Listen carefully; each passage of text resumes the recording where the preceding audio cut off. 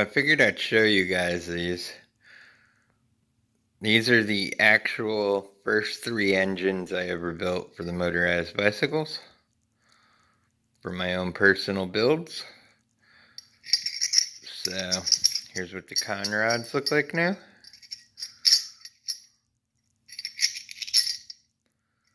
So, I got an AF80 there. I got a JS50 and the YD100.